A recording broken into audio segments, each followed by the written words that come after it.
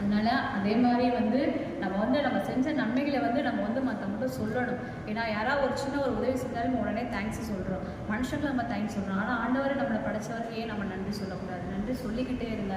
நீங்கள் சொல்கிற ஒவ்வொரு நன்றியும் உங்களை ஆண்டவர் அதை கணக்கு வச்சுக்கிட்டே இருந்து நம்மளை உயர்த்திக்கிட்டே இருக்கிறார். அதனால் மற்றவங்கள்ட்ட சொல்லும்போது நம்மளை கிறிஸ்டியன் அப்படின்னு சொல்லிட்டா யார் இலக்காரமாக நினைப்பாங்களோ நினைக்காது. இப்போ என் வீட்டுக்கு யார் வந்தாலும் நான் கண்டிப்பாக சொல்லுவேன், நான் கிறிஸ்டியனு. யார் கேட்டாலும் நான் கிறிஸ்டியன் தான், நான் தைரியமாக நான் சொல்லுவேன். ஐயோ அவங்க சொல்கிறோமே அங்கே போய் நமக்கு ஏதாவது எதிர்ப்பாக செஞ்சுருவாங்க அப்படின்னு நான் யோசிக்கவே மாட்டேன். செஞ்சால் செஞ்சுட்டு போகிறாங்க, நம்ம காப்பாற்ற ஆண்டவர் இருக்கும்போது நாம ஏன் பயப்படணும்? அப்படின்னால நான் வைராக்கியமாக இருக்கேன். இன்னும் வர்ற எங்கள் பிள்ளைங்களுக்கும் ஆண்டவர் பற்றி எனக்கு இவ்வளோ நன்மை செஞ்சுருக்கிறாரு அப்படின்னு நான் சொல்லியிருக்கிறேன். எனக்கு என்னென்னா அவங்கள வற்புறுத்தி நம்ம இது பண்ணுறதை விட நம்ம சொல்கிறத அவங்க கேட்டு அது மூலமாக அவங்க மனசு மாறி சரி ஆண்டவரை ஏற்றுக்கிட்டா எனக்கு ரொம்ப சந்தோஷம்தான். ஆனால் என்னால் முடிஞ்சதை நான் சொல்லிக்கிட்டே இருப்பேன், செஞ்சுக்கிட்டே இருப்பேன். என் உயிருள்ள நாளெல்லாம் ஆண்டவரை மட்டும்தான் ஆராதிப்பேன், ஆண்டவருக்கு மட்டும்தான் நான் கீழ்ப்படுவேன். ஏதோ ஒரு செய்ய மாட்டேன். ஆண்டவர் செய்ய சொல்லிட்டாருன்னா யார் எனக்கு எதிர்ப்பு தெரிவித்தாலும் அதை நான் செஞ்சுருக்கேன், அது என் வீட்டுக்காருக்கே தெரியும்.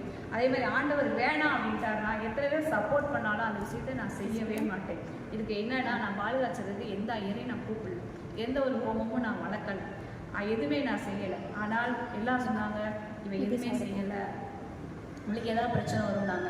எனக்கு எந்த பிரச்சனையும் வரல. ஆண்டவர் என் கூட இருக்கும், எனக்கு என்ன பிரச்சனை வரும்?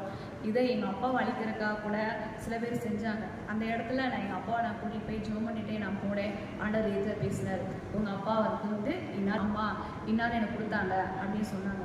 அந்த நிமிஷத்தில் ஜோம் ஏசப்பா இப்படி சொல்கிறாங்க, அது நீங்கள் பார்த்துக்கோங்க. அவங்க நல்ல மனசோட செஞ்சாங்களா இல்லை கெட்ட மனசோட செஞ்சாங்களா எனக்கு தெரியாது, நீங்கள் அவங்கள பார்த்துக்கணும். எங்கள் அப்பாவோட ஆத்மா நீங்கள் தான் காப்பாற்றணும். ஏன்னா என் அம்மாவை இழந்துட்டேன், அப்பாவும் நான் இழக்க தயாரில்லை. ஏசப்பா நீங்கள் தான் அவங்களுக்கு இது பண்ணணும்னு சொல்லிட்டு நான் ஜோம் பண்ணிக்கிட்டே இருந்தேன். அப்புறம் என் தங்கச்சி பொண்ணை கொடுத்து தீர்த்தத்தை கொடுத்து வீடு ஃபுல்லாக நீ தெளிச்சிருப்பாப்பா அப்படின்னு ஒரு 3-5 நாளாக தண்ணியில் கலந்து தெளித்த உடனே அவங்க யார் எங்கள் அப்பா என்ன செஞ்சா என்ன இது பண்ணி கொடுத்தாங்களோ திரும்ப அவங்களே திடீர்னு ஆஸ்பத்திரி போய் கேன்சர் ரொம்ப முத்தி போச்சுன்னு சொல்லி 2 நாளாக ஹாஸ்பிட்டலில் ரொம்ப சீரியஸ் ஆகி அவங்க இறந்து தான் ஆண்டவர் அவங்கள வர வச்சார். அப்போ எங்கள் அப்பாவுக்கு வர வேண்டியதை ஆண்டவர் எங்கள் அப்பாவுக்கு வர விடாமல் நான் பண்ண ஜெபம் மூலமாக என்னோடய விசுவாச வைராக்கியம் மூலமாக எங்கள் அப்பாவை காப்பாற்றி யார் செஞ்சாங்களோ அவங்களுக்கு அந்த காரியத்தை வர வச்சுட்டார் ஏசப்பா.